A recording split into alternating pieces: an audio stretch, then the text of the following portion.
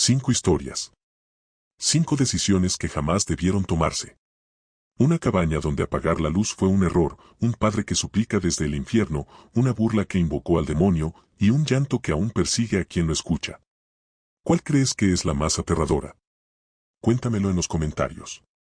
El aire en el habitáculo de la camioneta estaba tan cargado de resentimiento que parecía haber consumido todo el oxígeno disponible, dejando a Leo y a Tania respirando el humo de sus propios reproches silenciosos mientras ascendían por la ladera de la montaña. Leo apretaba el volante con una fuerza innecesaria, sintiendo cómo los tendones de sus manos se tensaban con cada bache del camino de tierra, una manifestación física de la presión económica y el agotamiento mental que lo venían persiguiendo desde la ciudad. Tania, por su parte, mantenía la mirada fija en el paisaje de pinos que se volvía cada vez más denso y oscuro, buscando desesperadamente en la naturaleza ese interruptor que apagara el ruido incesante de su propia ansiedad. Se habían vendido la idea de que 2 días de desconexión total serían el bálsamo definitivo para una relación que se deshilachaba por los bordes, pero el silencio que compartían ahora no era de paz. Era de una tregua armada que amenazaba con romperse ante el más mínimo contratiempo.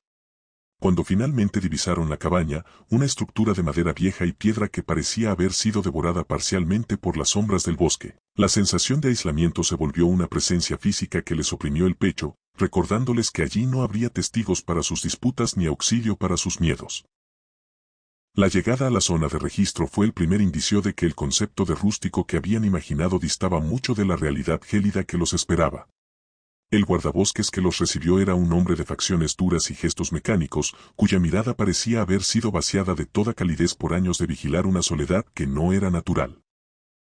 Al entregarles las llaves, no les ofreció recomendaciones sobre senderos o vistas panorámicas, sino una serie de instrucciones de seguridad que sonaron más a un protocolo de sitio que a una bienvenida vacacional. Les advirtió, con una voz que carecía de cualquier inflexión emocional, que bajo ninguna circunstancia debían abrir la puerta después de la caída del sol, a menos que vieran las señales luminosas específicas de sus linternas. El hombre hizo especial énfasis en que ellos patrullarían cada 2 o 3 horas y que cualquier otra presencia en los alrededores debía ser ignorada por completo, pues en la profundidad de aquel bosque la oscuridad solía jugar con la percepción de los incautos. Tania recibió las instrucciones con una mezcla de impaciencia y desdén, atribuyendo la severidad del hombre a un intento teatral por justificar el alto costo de la estancia, mientras que Leo sintió como una semilla de inquietud se instalaba en su estómago, germinando rápidamente en una paranoia que lo hacía observar las copas de los árboles en busca de algo que no lograba definir. Al entrar en la cabaña, el golpe de realidad fue contundente y despojó a la pareja de cualquier vestigio de romanticismo que les quedara. El lugar era una sola estancia amplia, dominada por una estufa de hierro fundido que parecía un altar al frío y paredes de troncos mal sellados por los que se filtraba un viento que silbaba con una nota discordante. No había lámparas, ni interruptores, ni el reconfortante zumbido de un refrigerador. Solo la quietud absoluta de un espacio que no había sido diseñado para el confort moderno, sino para la supervivencia más básica. Tania, en un arrebato de frustración al confirmar que realmente no podría encender ni una sola luz para mitigar la penumbra del atardecer, estalló en un reclamo amargo contra Leo, acusándolo de haber elegido aquel campo de tortura para castigarla. Leo, abrumado por la logística de tener que cortar leña, acarrear agua helada y prender la chimenea antes de que la temperatura descendiera por debajo del punto de congelación, respondió con una furia contenida que terminó por fracturar la última línea de comunicación. En un gesto de rendición emocional, Tania sacó su bolsa de dormir, la arrojó sobre un rincón del suelo de madera y se encerró en sí misma, declarando que dormiría hasta que el mundo desapareciera, dejando a Leo solo con la responsabilidad de mantener el calor en un lugar que parecía rechazar activamente su presencia. Leo salió de la cabaña con los pulmones ardiendo por el aire helado, sintiendo que la oscuridad se cerraba sobre él como un telón pesado y húmedo. La camioneta aún estaba estacionada con el motor encendido, un último vínculo con la civilización que proyectaba 2 conos de luz amarilla sobre la corteza de los pinos centenarios. Se movió con torpeza, intentando organizar las provisiones y las mantas, pero cada sonido del bosque lo hacía detenerse, el crujir de una rama, el aleteo de un ave nocturna o el simple roce del viento contra las rocas sonaban amplificados, cargados de una intención que su mente urbana no alcanzaba a descifrar. La advertencia del guardabosques resonaba en su cabeza con la fuerza de una profecía, y la imagen de las sombras altas y delgadas que el hombre había insinuado empezó a cobrar forma en los límites de su visión periférica. Desesperado por el frío y la creciente sensación de ser observado, Leo agarró lo que pudo y se dirigió de regreso a la entrada de la cabaña, pero al detenerse un segundo para mirar hacia atrás, algo en la atmósfera cambió. La luz de la luna, que hasta entonces había sido una guía pálida, pareció intensificarse de manera antinatural. Tiñendo la niebla que empezaba a subir del suelo con un matiz violáceo y eléctrico que hacía que las sombras se alargaran y se retorcieran como si tuvieran voluntad propia. Al cruzar el umbral de madera, Leo experimentó una desorientación sensorial que lo hizo tambalearse y soltar las mantas que cargaba. El interior de la cabaña, que debería haber estado sumergido en la penumbra total, estaba inundado por una luminosidad blanca y vibrante que parecía emanar del centro mismo del aire, sin una fuente visible que la justificara. No eran lámparas ni fuego, era una claridad estéril que revelaba cada grieta de los troncos y cada mota de polvo con una nitidez dolorosa para los ojos. Buscó a Tania con la mirada y la encontró en su rincón, pero la escena era grotesca. Su esposa parecía estar en un estado de trance, con la respiración rítmica y profunda de un sueño pesado, pero su cuerpo no estaba en el suelo, sino que parecía levitar unos centímetros sobre la superficie de madera, o quizás era el suelo el que se había hundido bajo ella en una distorsión óptica insoportable. Leo intentó gritar su nombre, pero el sonido se quedó atrapado en su garganta, amortiguado por un silencio tan denso que podía sentirlo presionando sus tímpanos. Al girarse para cerrar la puerta, descubrió con horror que la madera ya no estaba allí. En su lugar, había una superficie lisa y oscura que repelía cualquier intento de contacto, sellándolo en aquel espacio donde las leyes de la física y el tiempo empezaban a desmoronarse irrevocablemente. El pánico se convirtió en una marea fría que le recorrió la columna vertebral cuando comprendió que la oscuridad exterior había sido reemplazada por algo mucho peor, una nada absoluta que se filtraba por las ventanas. Al asomarse, no vio el bosque, ni la camioneta, ni el cielo estrellado. Solo vio un vacío negro y uniforme que devoraba la luz que salía de la cabaña. Era un negro contundente, una ausencia total de materia que hacía que la pequeña estructura de madera pareciera una burbuja frágil flotando en un océano de inexistencia. Dentro de la cabaña, la luz empezó a parpadear con una frecuencia errática, proyectando sombras de Leo que no se movían con él, sino que parecían tener un retraso consciente, observándolo desde las paredes con una curiosidad malévola. En ese momento, un sonido empezó a emerger desde el vacío. No era un grito, ni un golpe, sino un murmullo compuesto por miles de voces que susurraban su nombre en una cacofonía que vibraba directamente en sus huesos, exigiéndole que abriera lo que ya no podía abrirse y que mirara hacia donde la razón le prohibía asomarse. Leo intentó retroceder, buscando el contacto sólido de la pared para anclar su cordura, pero el espacio parecía haberse estirado de manera infinita, convirtiendo los pocos metros de la cabaña en una llanura interminable de madera crujiente. El murmullo que vibraba en sus huesos se transformó de repente en una percusión rítmica que golpeaba desde el otro lado de la puerta inexistente, una serie de impactos secos que hacían que toda la estructura se estremeciera como si estuviera siendo sacudida por un gigante invisible. Desesperado, Leo se arrastró hacia donde Tania permanecía suspendida en ese sueño antinatural, intentando tocarla para despertarla o para convencerse de que él mismo no era una alucinación en medio de aquel vacío. Sin embargo, al extender la mano, sus dedos no encontraron la calidez de la piel humana, sino una resistencia fría y eléctrica que le devolvió una descarga dolorosa, arrojándolo hacia atrás. Fue en ese momento cuando la luz blanca que llenaba la habitación se extinguió de golpe, dejando paso a una oscuridad tan pesada que Leo sintió que el aire se volvía líquido, dificultándole cada inhalación mientras sus pulmones luchaban por extraer oxígeno de una atmósfera que ahora olía a ozono y a tierra húmeda. En medio de esa ceguera absoluta, los sentidos de Leo se agudizaron hasta un punto insoportable, permitiéndole percibir que no estaba solo en el centro de la cabaña. A pocos centímetros de su rostro, empezó a escuchar una respiración que no era la suya ni la de Tania. Era un jadeo húmedo y pesado que parecía provenir de unos pulmones mucho más grandes que los humanos. El sonido se movía con una agilidad inquietante, rodeándolo en círculos cerrados, mientras el roce de algo áspero y frío como la corteza de un árbol pasaba ocasionalmente por su nuca.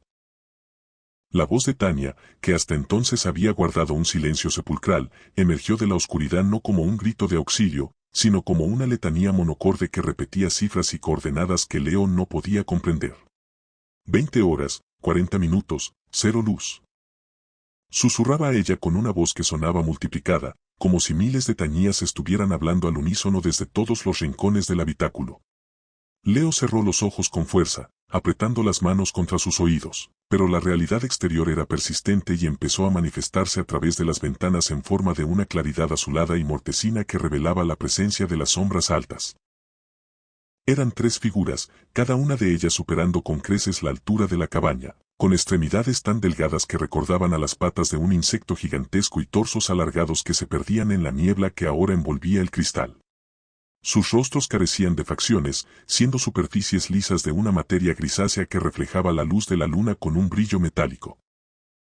Estas entidades no intentaban entrar, simplemente permanecían allí, observando a través del vidrio con una atención absoluta que hacía que Leo se sintiera como un espécimen bajo un microscopio. Una de las sombras levantó una mano interminable y tocó el cristal de la ventana, pero en lugar del sonido del roce, Leo escuchó un estallido de estática en su mente que le mostró visiones de la cabaña en diferentes épocas, la vio siendo construida, la vio incendiada, y la vio vacía bajo un sol negro, todo ocurriendo al mismo tiempo en una superposición temporal que amenazaba con desgarrar su conciencia. La noción de pasado y futuro se disolvió, y Leo comprendió con horror que el guardabosques no los había enviado allí para descansar, sino para servir de anclaje a algo que necesitaba la percepción humana para manifestarse en este plano. El tiempo perdió su curso lineal y Leo se encontró atrapado en un ciclo de momentos inconexos que se repetían con variaciones macabras. En una de estas iteraciones, lograba encender un fósforo solo para descubrir que las paredes de la cabaña estaban cubiertas por millones de ojos humanos que parpadeaban en perfecta sincronía con su propia respiración. En otra, Tania despertaba y lo miraba con cuencas vacías de las que brotaba el mismo líquido negro que ahora inundaba el suelo, cubriéndole los tobillos con una viscosidad helada. Cada vez que intentaba llegar a la salida, la puerta se alejaba o se transformaba en un espejo que le devolvía la imagen de un hombre anciano y decrépito que vestía sus mismas ropas. El agotamiento físico empezó a hacer mella en él, pero el sueño le estaba prohibido. Cada vez que sus párpados pesaban, una descarga de pánico absoluto lo sacudía, obligándolo a presenciar el avance de las sombras, que ahora habían empezado a fundirse con la estructura misma de la madera, volviendo las paredes translúcidas y permitiendo que el vacío exterior comenzara a devorar el mobiliario. De repente, un silencio absoluto descendió sobre la cabaña, un vacío sonoro tan perfecto que Leo pudo escuchar el flujo de su propia sangre y el crujir de sus articulaciones.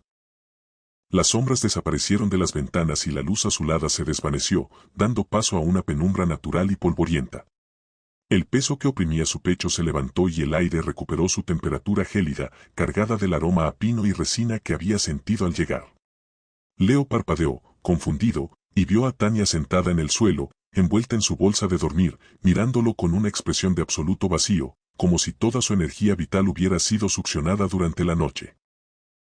Sus ojos estaban inyectados en sangre y sus labios se movían sin emitir sonido alguno, mientras sus manos temblaban de manera incontrolable. Antes de que Leo pudiera acercarse a ella para preguntarle qué recordaba, la puerta de la cabaña fue abierta de par en par con un estruendo que los hizo saltar. La luz del sol matinal entró con una violencia cegadora, revelando al guardabosques rodeado de 3 hombres uniformados que sostenían linternas y radios que emitían un ruido blanco constante. El hombre que les había entregado las llaves avanzó hacia el centro de la habitación, ignorando el estado de shock de la pareja, y comenzó a examinar las paredes con una meticulosidad profesional. Les advertí que no salieran, dijo con una voz que no denotaba preocupación, sino una fría curiosidad científica. Los oficiales se desplegaron por el perímetro, informando por radio que el perímetro estaba asegurado y que la anomalía se había estabilizado nuevamente. Leo, recuperando parcialmente la voz, intentó preguntar cuánto tiempo había pasado y qué eran aquellas cosas que los habían rodeado, pero el guardabosques se limitó a señalar hacia afuera. La camioneta estaba allí, tal como la habían dejado, pero su aspecto era el de un vehículo que hubiera pasado décadas a la intemperie, la pintura estaba descascarada, los neumáticos se habían desintegrado y el metal estaba cubierto por una capa de óxido rojizo que no existía el día anterior. Cuando Leo miró su propio reflejo en la ventana de la cabaña, vio que sus sienes estaban canosas y que su rostro estaba surcado por arrugas profundas que no estaban allí cuando subieron la montaña. El regreso a la civilización fue un proceso mecánico y carente de palabras. El guardabosques les proporcionó combustible y una batería nueva para el vehículo, que milagrosamente arrancó con un rugido agónico que parecía un lamento. Mientras descendían por el camino, Tania mantenía la vista fija en el horizonte, sin parpadear, con las manos entrelazadas con tanta fuerza que sus nudillos estaban blancos. Leo conducía en silencio, sintiendo que una parte de su ser se había quedado para siempre atrapada en esa cabaña de 60 metros cuadrados, habitando en los pliegues de ese tiempo que no le pertenecía. Al llegar al pueblo más cercano, descubrieron que el calendario marcaba una fecha que no se correspondía con su estancia de apenas una noche. Habían pasado meses desde que alguien los viera por última vez, y sus nombres figuraban en listas de desaparecidos que ya empezaban a acumular polvo. Nunca hablaron de lo que vivieron, ni de las sombras, ni de la luz blanca, pero cada vez que el sol se pone y el cielo se tiñe de ese azul mortecino, ambos se buscan en la oscuridad de su casa, esperando el momento en que la puerta desaparezca de nuevo y las voces vuelvan a susurrar sus nombres desde el vacío. El pueblo de San Juan de la Sierra parecía estar suspendido en una época donde el tiempo no se medía por relojes, sino por la profundidad de las sombras que proyectaban los cerros y la rigidez de una fe que castigaba más de lo que consolaba.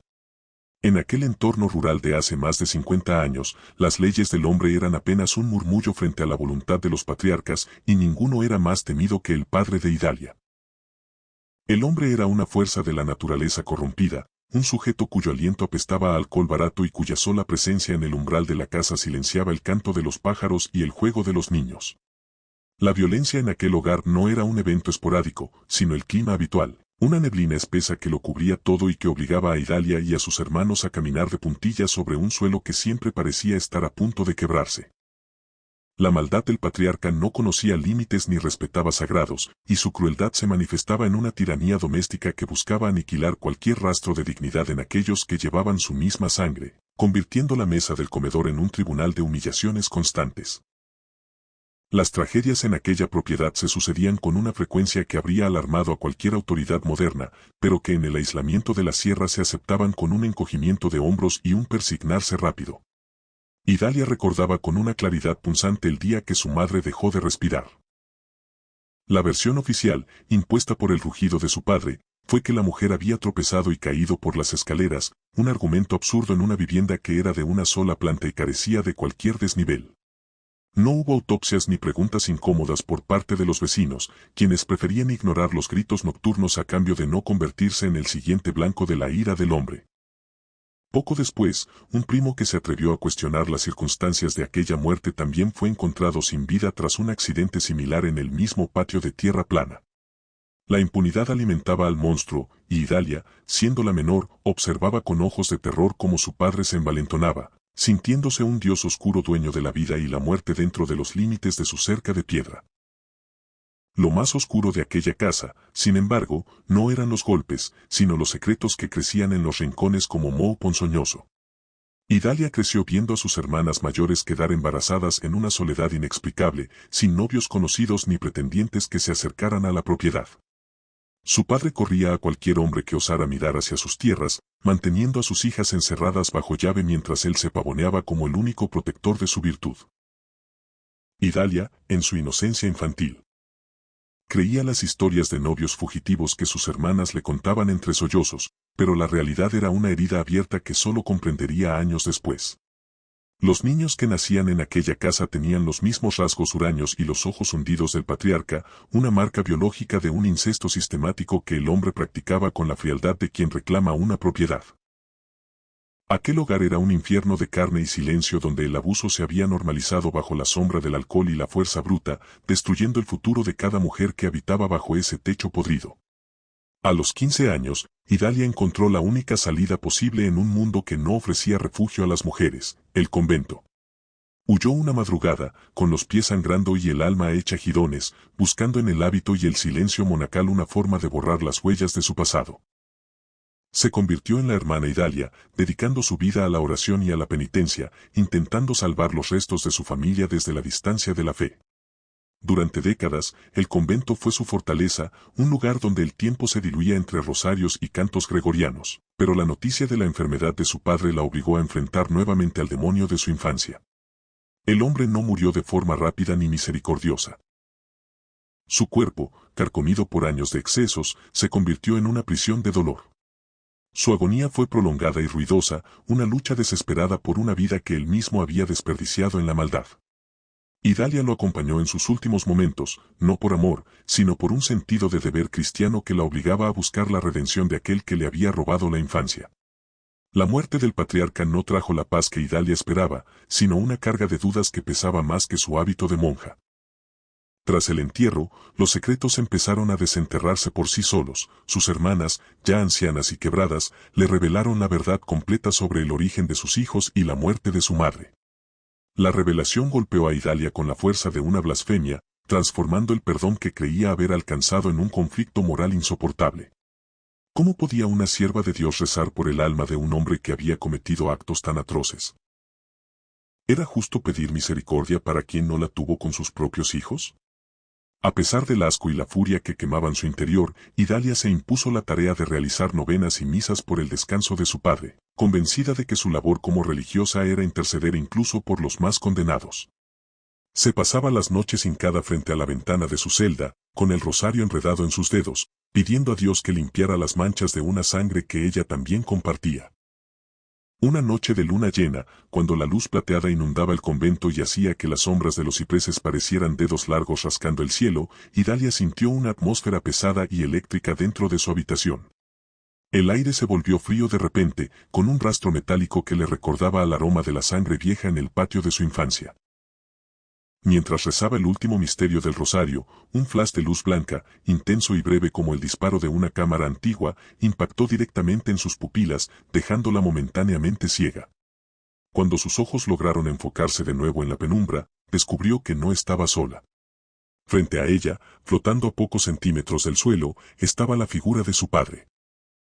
No era el hombre vigoroso y aterrador de sus recuerdos, sino un espectro traslúcido y miserable, vestido con los mismos harapos con los que fue enterrado. Su rostro, sin embargo, conservaba la misma expresión de odio y soberbia que lo caracterizó en vida, aunque ahora estaba distorsionado por un sufrimiento que trascendía lo humano. La aparición no era un ángel pidiendo clemencia, sino una visión de puro rencor. El espectro se inclinó hacia ella, y aunque sus labios no se movían de forma natural, Idalia escuchó una voz que parecía brotar de las mismas paredes de piedra de su celda. «Deja de rezar por mí», siseó la entidad con un tono que mezclaba el dolor físico con una rabia impotente. «Tus oraciones no son más que fuego en mi piel, me estás haciendo sufrir más de lo que ya padezco». Idalia se quedó paralizada, apretando el crucifijo contra su pecho mientras el sudor frío le empapaba la frente. El espectro emitió un gemido que sonó como el crujir de huesos secos y sentenció con una frialdad que heló la sangre de la monja. «Yo ya estoy en el infierno por mi propia voluntad y de allí no quiero salir si es para verte a ti. Déjame en paz en mi condena». En un segundo, la figura se desvaneció en un remolino de sombras negras, dejando tras de sí un silencio absoluto y el eco de una puerta cerrándose en el vacío. Idalia permaneció inmóvil, con las rodillas hundidas en el frío suelo de piedra, mientras el eco de aquella voz blasfema seguía rebotando en las paredes de su celda. El silencio que siguió a la desaparición del espectro no fue un alivio, sino una presión insoportable que parecía querer aplastarle los pulmones. Aquella no había sido una visión de esperanza, ni una señal de que sus plegarias estuvieran abriendo las puertas del purgatorio, había sido un encuentro con la oscuridad más pura, una confirmación de que la maldad de su padre no se había extinguido con su último aliento, sino que se había cristalizado en una eternidad de odio. La hermana Idalia bajó la mirada hacia sus manos y vio que el rosario de madera se había partido en dos bajo la fuerza de su propio pánico, las cuentas desparramadas por el suelo como gotas de sangre negra bajo la luz de la luna. En ese instante, una duda atroz empezó a carcomer los cimientos de su vocación. ¿Quién era ella para intentar torcer el destino de un alma que abrazaba su propia condenación con tal soberbia? El conflicto moral se transformó en una agonía espiritual que la acompañó durante los días siguientes, manifestándose en un cansancio que ninguna hora de sueño lograba mitigar. Idalia comenzó a cuestionar la naturaleza misma de lo que había presenciado. En la teología rígida que había estudiado, las almas del infierno no regresaban para dar mensajes, y mucho menos para exigir el cese de la oración. Esa inconsistencia la llevaba a un callejón sin salida. Si no era su padre, entonces era una entidad demoníaca que utilizaba el rostro de su progenitor para quebrar su fe y apartarla de su labor intercesora. Sin embargo, el sentimiento de aquel encuentro había sido demasiado familiar, demasiado humano en su resentimiento. Aquel siseo cargado de desprecio era el mismo que escuchaba en la cocina de su infancia antes de recibir un golpe, era la misma vibración de poder maligno que había destruido a su madre y a sus hermanas. La posibilidad de que su padre estuviera sufriendo activamente a causa de sus rezos la sumió en un abismo de culpabilidad inversa. ¿Era caridad seguir rezando por alguien que encontraba en la luz divina un instrumento de tortura? La salud de Idalia empezó a flaquear bajo el peso de este secreto que no se atrevía a confiar ni a su confesor ni a la Madre Superiora. Temía que la tacharan de loca o, peor aún, de estar bajo el influjo de una obsesión diabólica. Se pasaba las horas en la capilla, observando el Cristo de madera del altar mayor, buscando una respuesta que no llegaba. La imagen del rostro de su padre, traslúcido y lleno de dolor, se superponía a las imágenes sagradas, recordándole que el pasado nunca se va del todo, que las heridas de la sierra tenían raíces tan profundas que alcanzaban el más allá. El realismo crudo de su infancia, marcado por el abuso y la sangre, se mezclaba ahora con un terror metafísico que no le permitía cerrar los ojos sin ver las sombras del infierno reclamando su parte. Empezó a sentir que su propia alma estaba ligada a la de aquel hombre por un cordón umbilical de pecado y sufrimiento que ni siquiera los votos de castidad y pobreza habían logrado cortar. Una noche, agotada por la vigilia, Idalia se quedó dormida frente al altar. En sus sueños, regresó a la casa de la sierra, pero no era la casa que recordaba. Las paredes de barro supuraban el mismo líquido negro que había visto en su celda y los niños nacidos del pecado gateaban por el techo, observándola con ojos que brillaban como carbones encendidos. En el centro de la estancia, su padre la esperaba sentado en su vieja silla de madera, sosteniendo un cuchillo que reflejaba una luz roja. «Ven aquí, Idalia», le decía con una voz que era un rugido y un susurro al mismo tiempo. «Ven a ver lo que tu Dios me hace cada vez que pronuncias un Ave María». En el sueño, ella veía cómo el cuerpo del hombre se cubría de llagas que supuraban luz blanca, una luz que lo quemaba como ácido, y comprendía que su intercesión no era un bálsamo, sino un recordatorio constante de la pureza que él había decidido rechazar. Despertó con un grito ahogado, con el sabor de la ceniza en la boca y la certeza de que su lucha había llegado a un punto de no retorno. Tomó una decisión que marcaría el resto de sus días en el convento. Dejaría de rezar específicamente por su padre. No lo haría por odio, sino por una forma retorcida de respeto hacia su libre albedrío, incluso si ese albedrío lo llevaba al abismo. Idalia entendió que la misericordia divina es un regalo que debe ser aceptado, y que forzar la luz sobre quien prefiere las tinieblas es otra forma de violencia. A partir de ese momento, sus oraciones se centraron en las víctimas. En su madre, en sus hermanas y en aquellos niños cuyas vidas fueron marcadas antes de nacer. El cambio en su intención trajo una calma extraña, pero no eliminó la cicatriz en su espíritu. Cada vez que llegaba una noche de luna llena, Idalia cerraba las cortinas de su celda y evitaba mirar hacia la ventana, temiendo que el destello blanco regresara para reclamar su atención o para mostrarle que el infierno no olvida a quienes intentan rescatar a sus habitantes. Años después, cuando Idalia era ya una anciana respetada en la congregación, seguía sintiendo un escalofrío cada vez que escuchaba hablar de la redención de los grandes pecadores. Ella sabía algo que los demás ignoraban, que hay pozos tan profundos que la cuerda de la oración no alcanza a llegar al fondo, y que hay hombres que prefieren arder en su propio orgullo antes que arrodillarse ante la misma luz que sus hijos adoran. La historia de su padre quedó guardada en su corazón como un testamento de la oscuridad humana, una advertencia de que el mal, cuando es absoluto, no busca el perdón, sino la soledad de su propia miseria. Idalia murió en paz, o eso dijeron las hermanas que la acompañaron, pero en sus últimos suspiros, algunos aseguran que la escucharon pedir perdón no por los pecados de su padre, sino por haber intentado salvar a alguien que ya había encontrado su hogar en el fuego del desprecio eterno. El polvo de los caminos de Jalisco no solo se levanta con el viento, sino con el paso rítmico de miles de pies que, año tras año, avanzan en una marea de fe hacia el santuario de la Virgen. Las peregrinaciones son el corazón palpitante de la región, un río humano donde el sudor, el incienso y el murmullo de los rosarios crean una burbuja de protección contra los peligros del monte. Sin embargo, en aquella ocasión, el fervor religioso se vio interrumpido por una presencia que desentonaba con la humildad del trayecto, un joven seminarista francés, de rasgos finos y ojos tan claros que parecían reflejar un cielo que no pertenecía a esas tierras. Su llegada al seminario local había sido motivo de chismes y curiosidad, pero durante la caminata, su figura se convirtió en el blanco de una atención peligrosa. Entre la multitud, dos jóvenes, conocidas por su desdén hacia las tradiciones y sus ropas ajustadas que desafiaban la moralidad de la época, observaban al extranjero no con devoción, sino con un hambre carnal que bordeaba la blasfemia, rompiendo la solemnidad del acto con risas estridentes y comentarios que hacían que los ancianos se persignaran al pasar. Las muchachas, embriagadas por su propia juventud y por una arrogancia que las hacía sentirse invulnerables, comenzaron un juego de seducción prohibida.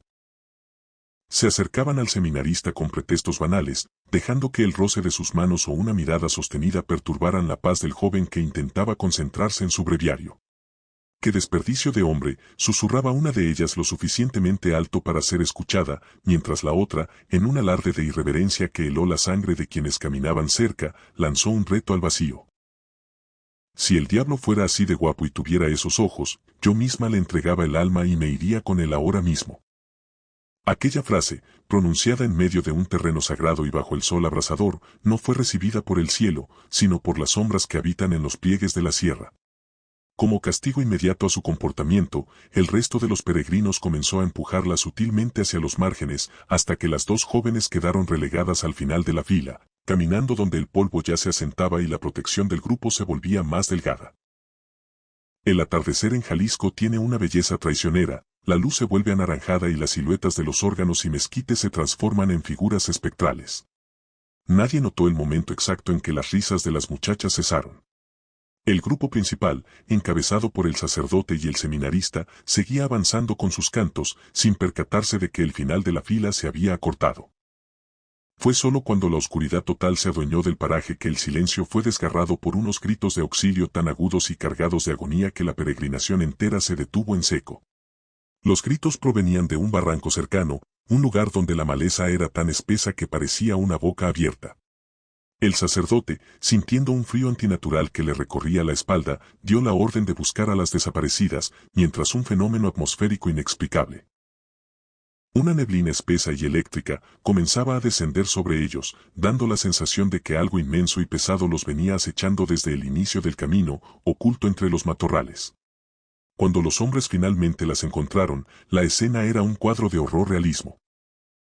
Las jóvenes estaban tiradas entre las piedras, con sus ropas desgarradas en tiras finas, como si garras de metal las hubieran atravesado, y sus cuerpos cubiertos de hematomas que dibujaban formas de manos no humanas. Pero lo peor no eran las heridas, sino el estado de shock de la mayor. Con los ojos desorbitados y la voz rota, relató como un hombre de una belleza sobrenatural, vestido con elegancia y con la mirada del seminarista francés, se les había aparecido en la senda. Les había sonreído con una promesa de placer, pero mientras se acercaba, su figura comenzó a distorsionarse de manera grotesca. Bajo la luz de la luna, vieron con horror cómo sus pantalones se tensaban y se rompían para dar paso a unas piernas cubiertas de pelo negro y áspero, que terminaban no en pies, sino en patas de chivo que golpeaban la tierra con un sonido metálico. El guapo que habían invocado no era un hombre, sino la personificación de su propia blasfemia que venía a cobrar la deuda. El grupo, aterrorizado, cargó con las jóvenes hasta un bodegón cercano, una estructura de piedra maciza que usaban los arrieros para pernoctar. El sacerdote ordenó cerrar todas las puertas y ventanas y comenzó un círculo de oración incesante, intentando crear un muro espiritual contra la presencia que arañaba las paredes exteriores. El ambiente dentro del bodegón era asfixiante, el aire olía a plumas quemadas y a carroña. De repente, una de las chicas, la que había guardado un silencio absoluto desde el rescate, empezó a convulsionar en medio de la habitación cerrada.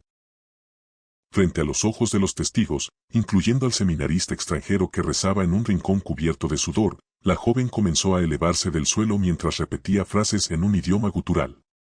Antes de que nadie pudiera reaccionar, un estallido de viento negro llenó la estancia y, al disiparse, la chica simplemente ya no estaba. Había desaparecido de una habitación sin salidas, dejando tras de sí solo el eco de una risa burlona que parecía provenir del suelo mismo. La sobreviviente quedó marcada por una locura permanente. No volvió a hablar con coherencia. Su mente se había quebrado en el momento en que vio la transformación final de su atacante. Lo único que repetía, día y noche, eran descripciones de una piel que se sentía como el cuerpo de una gallina desplumada, fría y rugosa, y de unos ojos que, aunque hermosos al principio, se habían convertido en ranuras verticales de fuego amarillo. El trauma fue tan profundo y la evidencia de lo sobrenatural tan contundente que el pueblo decidió, por decreto tácito de sus habitantes, cancelar esa peregrinación para siempre. El camino fue abandonado y la maleza cubrió el trayecto, pues nadie quería arriesgarse a encontrar de nuevo al caballero de las patas de chivo que sigue esperando en las sombras de Jalisco a que alguien, con la arrogancia de la juventud, vuelva a retar al mal en nombre de la belleza. El seminarista francés, cuya presencia había sido el catalizador involuntario de la tragedia, no volvió a ser el mismo después de aquella noche en el bodegón. Sus ojos claros, que antes reflejaban una curiosidad intelectual por las misiones en México, quedaron fijos en un vacío permanente, como si una parte de su alma hubiera sido succionada por el mismo viento negro que se llevó a la muchacha. El sacerdote, un hombre curtido por los años de fe en una tierra de milagros y demonios, intentó consolarlo, pero incluso él sentía que las oraciones se vaciaban de significado frente a la evidencia de una maldad tan tangible. El bodegón fue clausurado y las autoridades locales, incapaces de procesar una desaparición en una habitación cerrada y sin rastro de lucha, decidieron archivar el caso bajo el rótulo de fuga voluntaria, una mentira piadosa que nadie en el pueblo creyó. La verdad vivía en los susurros de los peregrinos que presenciaron el fenómeno, quienes juraban que, tras la desaparición, las huellas de patas de chivo quemadas en el suelo de madera permanecieron calientes durante días. La sobreviviente fue trasladada a un convento lejano, no para convertirse en monja, sino porque era el único lugar que aceptaba cuidar de una mujer cuya cordura se había disuelto en el horror. Se pasaba las horas rascándose la piel con una obsesión enfermiza, asegurando que todavía sentía el roce de esa textura de gallina desplumada contra sus brazos. Cada vez que veía a un hombre joven o de buena presencia, se escondía debajo de las mesas emitiendo gemidos de pánico, una reacción visceral que confirmaba que el ataque no había sido solo físico, sino una invasión total de su psique. Los médicos de la ciudad que llegaron a examinarla no encontraron explicación para las marcas que aparecían en su espalda de forma intermitente. Estigmas invertidos que sangraban ligeramente cuando la luna alcanzaba su cenit, recordándole al mundo que el diablo no olvida a quienes lo invitan a su mesa, ni siquiera en tono de broma. El impacto en la comunidad de Jalisco fue devastador y definitivo. La ruta de la peregrinación, que durante generaciones había sido un cordón umbilical de fe, fue declarada tierra maldita por los propios fieles. Las pequeñas capillas y altares que punteaban el camino hacia el santuario fueron abandonados a su suerte, siendo reclamados rápidamente por la maleza y las serpientes. Los habitantes de los pueblos aledaños empezaron a notar que el clima en ese paraje específico había cambiado. Las nubes parecían estancarse sobre el barranco donde las jóvenes fueron encontradas, y el viento ya no traía el aroma a pino, sino un hedor a azufre y descomposición que alejaba hasta al ganado más valiente. La fe, que antes era el motor de la vida social, se tiñó de un matiz de sospecha y miedo, pues la gente comprendió que los muros de la iglesia no eran tan infranqueables como pensaban y que las palabras, una vez lanzadas al aire con intención, tenían el poder de rasgar el velo entre los mundos. El seminarista francés finalmente fue enviado de regreso a Europa por sus superiores, quienes alegaron una enfermedad nerviosa para justificar su retiro prematuro. Se dice que terminó sus días en una abadía remota en los Alpes, dedicado exclusivamente al silencio absoluto.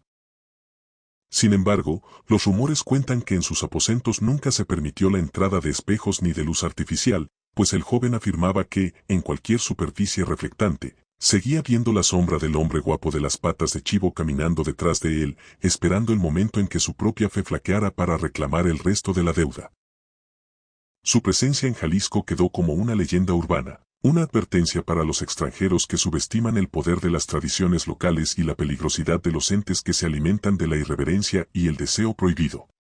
Décadas después, todavía hay quienes aseguran haber escuchado gritos de mujer en el antiguo paraje durante las noches de luna llena. Los valientes que se han acercado a los límites del antiguo camino cuentan que han visto a una figura delgada, con ropas de otra época, caminando sin rumbo entre los mezquites. Pero lo más aterrador no es el espectro, sino lo que viene después, el sonido de un galope pesado y arrítmico que parece seguir a la aparición, el golpe seco de pezuñas contra la piedra que resuena con una cadencia de propiedad.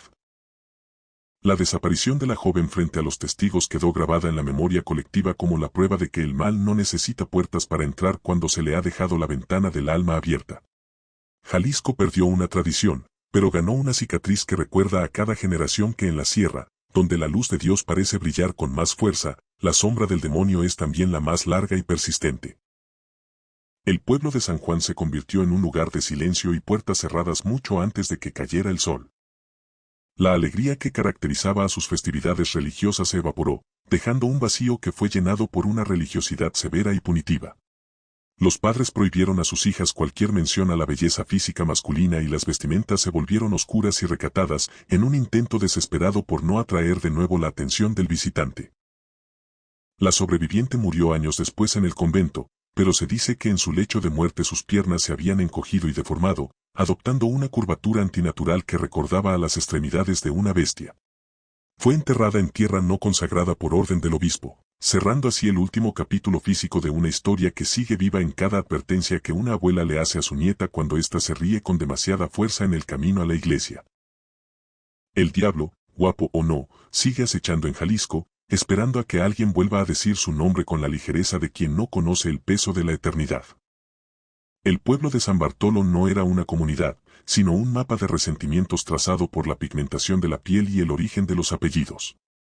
Era una sociedad de castas rígida, donde las familias de rasgos europeos se atrincheraban en las casonas de la plaza central, mientras que el resto de los habitantes, de piel curtida por el sol y la herencia indígena, ocupaban las periferias del valle. En este equilibrio precario de prejuicios llegó el maestro rural, un hombre foráneo de modales finos y ojos claros que, con su sola presencia, alteró la dinámica de las miradas en las esquinas. El maestro no tardó en encontrar afinidad con la viuda enigmática del pueblo, una mujer que vivía en una casa apartada y que poseía una independencia que la comunidad leía como una provocación. Ella no encajaba en los moldes del luto ni de la sumisión, y su misterio alimentaba las hogueras de los chismes nocturnos. Especialmente cuando el maestro empezó a ser visto entrando en su propiedad bajo la complicidad de la penumbra. La malicia del pueblo se agudizó cuando los cambios físicos en la viuda se volvieron imposibles de ignorar. A pesar de sus ropas holgadas y su retiro voluntario, la redondez de su vientre delataba un embarazo que ella nunca confirmó ni celebró. Las mujeres en el mercado intercambiaban miradas de reproche y los hombres mascullaban insultos sobre la moralidad de la extranjera, pero nadie se atrevía a confrontarla directamente hasta que la naturaleza siguió su curso. La verdad estalló una madrugada junto al río, bajo la mirada oculta de un pescador que aguardaba en la maleza. El testigo presenció, con un horror que le heló la sangre, como la mujer daba a luz en la orilla, en una soledad absoluta y mecánica, para inmediatamente después cavar una fosa pequeña con sus propias manos y enterrar al recién nacido mientras éste aún emitía sus primeros y últimos gemidos de vida. La denuncia del pescador movilizó a una turba enfurecida que no esperó a las autoridades de la ciudad. Al irrumpir en la casa de la viuda, el pueblo se encontró con una confesión que superaba cualquier ficción de terror, no era la primera vez.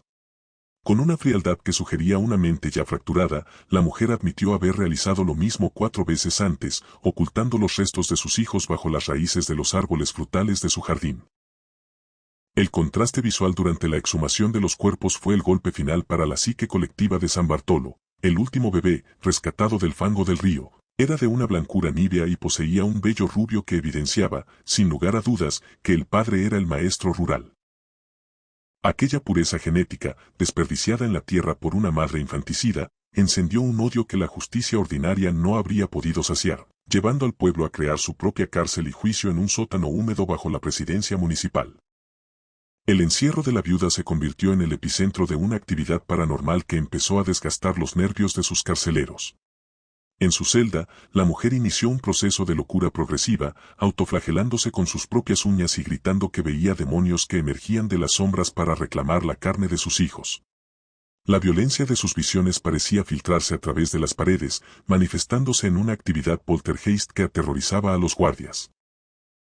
Pasos pesados y metálicos resonaban en los techos de lámina del edificio, un sonido que sugería el peso de un animal de carga donde no debería haber nada más que aire.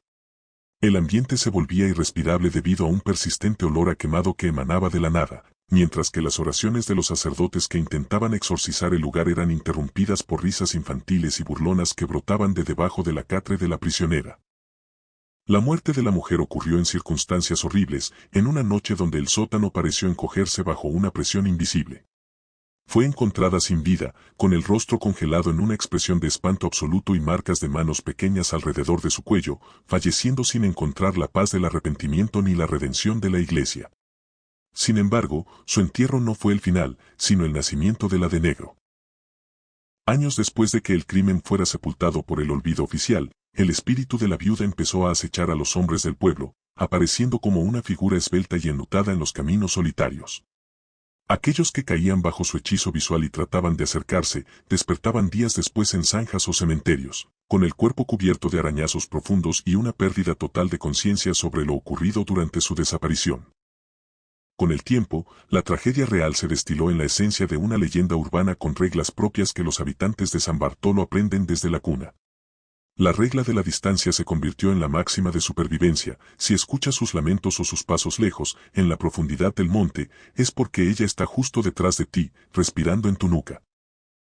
El maestro rural desapareció poco después del juicio, pero dicen que en su antigua escuela todavía se siente el olor a quemado y se escuchan las risas de los 5 niños que nunca llegaron a aprender a leer.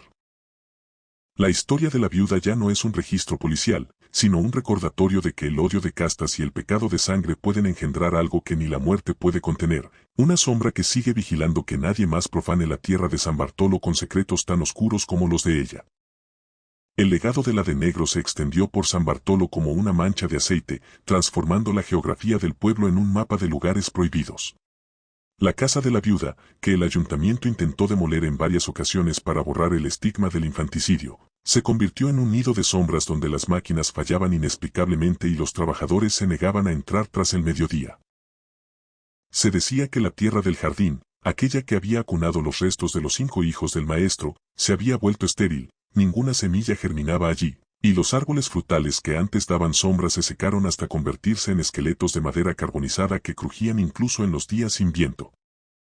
Los habitantes del pueblo empezaron a notar que la división de castas, que antes era una barrera social, ahora era un blanco para la aparición. La mujer de negro no discriminaba por apellidos, sino que parecía alimentarse de la culpa y los deseos reprimidos de los hombres de todas las clases.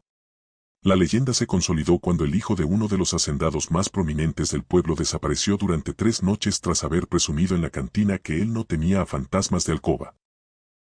Lo encontraron vagando por el río, en el mismo lugar donde el pescador había visto el último entierro, con el traje de gala hecho jirones y los ojos en blanco. No presentaba heridas mortales, pero sus manos estaban llenas de tierra bajo las uñas, como si hubiera intentado cavar desesperadamente en el fango. Al despertar de su letargo días después, solo pudo articular una frase que se convirtió en el escalofrío de San Bartolo. Ella me pidió que la ayudara a buscarlos, pero sus manos estaban tan frías que me quemaron el alma. El joven nunca recuperó la razón y pasó el resto de sus días contando monedas invisibles en la plaza, huyendo de cualquier mujer que vistiera de oscuro. Con el paso de las décadas, la manifestación sensorial del espíritu se volvió más específica y aterradora. El olor a quemado, que antes se limitaba al sótano de la cárcel, empezó a manifestarse en las casas de aquellos que habían participado en el juicio popular o que habían asusado a la turba para linchar a la viuda. Era un olor a carne chamuscada y a incienso rancio que se instalaba en las cortinas y las sábanas, resistiéndose a cualquier limpieza. Durante las noches de tormenta, cuando los techos de lámina vibraban bajo el agua, los habitantes se tapaban los oídos para no escuchar el sonido de algo pesado arrastrándose sobre sus cabezas. Un roce metálico que recordaba a las cadenas que la mujer arrastraba en su celda durante sus días de autoflagelación. La justicia del pueblo, nacida del odio, había creado un verdugo eterno que no conocía el descanso. La regla de la distancia, aquella que dictaba que si se escuchaba lejos es porque estaba cerca, se convirtió en una paranoia colectiva. Los arrieros que bajaban de la montaña aprendieron a no mirar hacia atrás y escuchaban un sollozo proveniente de los matorrales distantes. Sabían que, si lo hacían, encontrarían a la mujer justo a su lado, con el rostro oculto tras un velo de encaje negro que, al levantarse, no revelaba piel, sino un vacío infinito poblado por las risas de los niños rubios que nunca fueron. Esta paradoja acústica era la firma del espectro, una distorsión del espacio y el tiempo que reflejaba cómo la viuda había sido marginada en vida para terminar devorando el centro mismo de la seguridad del pueblo tras su muerte. El maestro rural, por su parte, se convirtió en una figura mítica, casi un demonio menor en la narrativa local. Se rumoreaba que no había huido, sino que la de negro lo había reclamado primero, llevándoselo a ese plano de existencia donde el tiempo no corre. Algunos ancianos juraban que, en las noches de neblina, se podían ver 2 figuras caminando por la orilla del río. Una mujer alta y enlutada, y un hombre de ojos claros que cargaba 5 bultos blancos en sus brazos, condenados a repetir el ciclo del entierro hasta que el río se secase o el pueblo desapareciera. La historia de San Bartolo quedó así sellada por un pacto de silencio y terror, donde el realismo crudo del crimen se fundió con lo sobrenatural para castigar una sociedad que prefirió la crueldad al perdón. Hoy en día, San Bartolo es un pueblo de sombras largas y gente que habla en voz baja cuando el sol empieza a caer. Vivir en la colonia La Cruz no era una elección, sino el último refugio de quienes han sido derrotados por la economía de una ciudad que no perdona. Jair se encontraba atrapado en ese laberinto de calles estrechas y mal iluminadas, un barrio esotérico donde el aire siempre olía a copal quemado, ruda y algo más dulce y podrido que prefería no identificar. En cada esquina, las ventanas exhibían estatuas de la Santa Muerte vestidas con sedas de colores, y los altares de santería con restos de sacrificios animales eran parte del mobiliario urbano. Sin embargo, nada en ese vecindario superaba la inquietante presencia de la casa al final del callejón. Era una estructura que desafiaba la lógica visual, una arquitectura siniestra totalmente negra, desde los muros hasta los vidrios de las ventanas y las molduras de las puertas. El acabado era de un mate tan profundo que parecía absorber la luz de las farolas, creando un agujero en la realidad. Lo más distintivo era su techo, rematado con una punta asimétrica que los vecinos llamaban el sombrero de bruja, un detalle que le otorgaba a la construcción una personalidad malvada y vigilante. A pesar del rechazo instintivo que cualquier persona cuerda sentiría, Jair empezó a experimentar una atracción magnética hacia la propiedad. No importaba cuál fuera su destino, sus pies terminaban desviándolo hacia ese callejón oscuro. Sentía una necesidad inexplicable de pasar frente a esa fachada opaca, un impulso que nacía en la base de su cráneo y se extendía como un hormigueo por sus extremidades. Una noche, bajo el influjo de una luna llena que bañaba la colonia con una luz de plata fría, Jair se detuvo frente al dintel de la puerta. Lo que vio lo dejó gélido, tallado en la madera negra, con una caligrafía que imitaba perfectamente su propia firma, estaba su nombre completo. Intentó convencerse de que era un caso de pareidolia, un juego de luces y sombras sobre la madera vieja, pero las letras eran claras, profundas y parecían palpitar con un ritmo propio, como si la casa estuviera reclamando su propiedad sobre él. Esa misma noche, el mundo de la vigilia se fundió con el del inconsciente en un sueño lúcido de una nitidez aterradora. Jair se vio a sí mismo cruzando el umbral de la casa negra. Al entrar, la dualidad del espacio lo golpeó. Mientras que por fuera la casa era un bloque de oscuridad impenetrable, por dentro lucía como un comedor normal, casi acogedor, con muebles de roble y una luz cálida que emanaba de candelabros antiguos. En el centro de la habitación, una mesa larga estaba dispuesta para un banquete demoníaco. 10 figuras de aspecto imponente, con pieles cetrinas y ojos que contenían galaxias muertas, cenaban con parsimonia lo que claramente era un cuerpo humano desmembrado con precisión quirúrgica. Una anciana de mirada vítrea y piel como papel pergamino se levantó de la cabecera y lo saludó por su nombre, dándole la bienvenida como si fuera el invitado de honor que todos habían estado esperando. La atmósfera del sueño cambió de la cortesía a la blasfemia pura cuando la anciana se acercó a él sosteniendo un crucifijo de plata, cubierto de una sangre fresca que goteaba sobre la alfombra. Con una voz que sonaba como el crujido de hojas secas, le pidió que le escupiera a la imagen sagrada como prueba de su voluntad para unirse a ellos. El rechazo de Jair en el sueño fue visceral, un grito que lo sacó de la pesadilla de golpe. Se despertó en su habitación, empapado en sudor y con el corazón martilleando contra sus costillas. Al intentar levantarse, un dolor agudo lo hizo jadear. Al mirarse en el espejo, descubrió moretones reales y profundos en su hombro, marcas dactilares que sugerían que alguien, o algo, lo había sujetado con una fuerza inhumana durante su sueño. El terror urbano se volvió tangible cuando los episodios de sonambulismo o teletransportación empezaron a suceder. Jair despertaba a mitad de la noche, descalzo y temblando, parado justo frente a la puerta negra de la casa, sin tener el menor recuerdo del trayecto desde su departamento. El mal ya no lo perseguía, lo estaba seduciendo, tirando de los hilos de su vulnerabilidad y su soledad. En uno de esos encuentros forzados con la realidad, levantó la vista hacia la ventana del segundo piso. Allí, tras el vidrio negro que ahora parecía transparente desde un ángulo específico, vio a la anciana del sueño. Ella no se escondió, al contrario, levantó una mano esquelética y lo saludó con una sonrisa lenta, una invitación silenciosa que resonó en la mente de Jair como una orden. El terror actual no necesitaba de castillos antiguos ni castas coloniales. Estaba allí, en una casa negra de interés social, demostrando que la verdadera llamada del mal es aquella que te hace caminar hacia tu propia perdición por tu propio pie. El asfixiante nudo en la garganta de Jair se apretó cuando comprendió que su propia voluntad ya no le pertenecía. La colonia La Cruz, con sus calles que siempre parecían desembocar en el mismo callejón oscuro, se había convertido en una trampa física y espiritual. La vulnerabilidad económica que lo obligaba a permanecer en aquel barrio era el caldo de cultivo perfecto para la entidad que habitaba la Casa Negra. El mal, con su paciencia milenaria, sabía que un hombre sin opciones es un hombre más fácil de moldear. Cada vez que Jair intentaba buscar otro camino para llegar a su trabajo, los letreros de las calles parecían borrarse y la brújula interna de su sentido de orientación lo traicionaba, regresándolo siempre frente al sombrero de bruja que coronaba la construcción. La casa no era simplemente un edificio. Era un organismo vivo que respiraba a través de sus paredes de obsidiana y que se alimentaba de la angustia que emanaba de los poros de Jair. Las marcas físicas en su cuerpo empezaron a multiplicarse. Ya no eran solo moretones en los hombros, sino rasguños que formaban patrones geométricos en su espalda y un dolor punzante en la base del cráneo que no cedía con ninguna medicina. En sus momentos de vigilia, el sonido de los banquetes invisibles se filtraba por las paredes de su propio departamento, el tintineo de cubiertos de plata contra porcelana fina y el murmullo de voces en latín que celebraban una ceremonia eterna. La dualidad de la Casa Negra se volvió una obsesión. Jair no podía dejar de pensar en cómo aquel exterior tan repulsivo y opaco escondía un interior de elegancia aristocrática. Esa contradicción era el anzuelo perfecto. La promesa de que, al cruzar el umbral, su pobreza y sus penas serían reemplazadas por un festín de poder y pertenencia, aunque el precio fuera la entrega total de su esencia. Una tarde, mientras el sol se ocultaba tras los cerros de la ciudad tiñendo el cielo de un rojo violáceo, Jair se encontró una vez más frente a la puerta negra. Esta vez, la puerta no estaba cerrada. Se encontraba apenas entornada, dejando escapar un hilo de luz dorada y el aroma de un guiso exquisito que le despertó un hambre voraz, un hambre que no era de comida, sino de vida.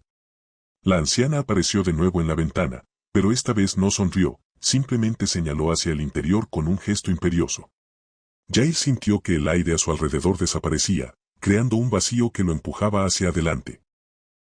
La llamada del mal se manifestó como una vibración que recorría su columna vertebral, una frecuencia que le decía que su nombre tallado en el dintel no era una amenaza, sino un título de propiedad. Él ya no era un habitante de la colonia La Cruz, era parte del inventario de la casa. Al entrar, la transición fue absoluta. El ruido de los coches, los gritos de los vendedores ambulantes y el olor a smog de la ciudad moderna se extinguieron, reemplazados por un silencio sepulcral solo interrumpido por el crepitar de una chimenea que no debería estar allí. Los 10 demonios del sueño estaban presentes, sentados en sus lugares, pero ahora sus rostros eran los de personas influyentes que Jair había visto en las noticias, políticos, empresarios y figuras públicas que compartían la mesa con una familiaridad aterradora. La anciana se acercó a él y le ofreció una copa de cristal tallado llena de un líquido espeso y oscuro. La libertad tiene un sabor amargo al principio, susurró ella, mientras le colocaba una mano fría sobre el pecho, justo donde el corazón de Jair latía con una arritmia desesperada. En ese momento, él comprendió que el banquete no era para él, sino que él era el nuevo plato principal que debía ser preparado mediante la degradación de su fe. La última resistencia de Jair se desmoronó cuando vio el crucifijo ensangrentado sobre la mesa, rodeado de velas negras que ardían con una llama verde. El mal no necesitaba obligarlo, solo tenía que esperar a que el cansancio de su vida miserable lo hiciera rendirse. El acto de blasfemia solicitado en el sueño se presentó ahora como la única llave para detener el dolor físico y la persecución constante. En la cosmovisión de ese barrio esotérico, donde Dios parecía haber olvidado entrar, el diablo era el único que respondía a los llamados, aunque su respuesta fuera una cadena perpetua de sombras. Jair levantó la copa, sintiendo como el frío de la Casa Negra se instalaba definitivamente en sus huesos, aceptando que algunas puertas se abren desde afuera, pero se cierran para siempre desde adentro. Hoy, la Casa Negra de la colonia La Cruz sigue allí, pero el nombre en el dintel ha cambiado. El de Jair ha desaparecido, borrado por el tiempo o por la satisfacción de una deuda, y en su lugar aparecen nuevas letras que forman el nombre de algún otro vecino desesperado que camina por el callejón con los hombros hundidos. Los vidrios siguen siendo opacos, ocultando el banquete que nunca termina, y la anciana sigue vigilando desde la ventana bajo el sombrero de bruja. El terror no necesita de explicaciones complejas, basta con saber que en cada ciudad existe un lugar que te está llamando, esperando el momento justo en que tu falta de dinero, tu soledad o tu curiosidad te hagan dar el paso hacia la oscuridad que, con tanta paciencia, ha diseñado una habitación especialmente para ti.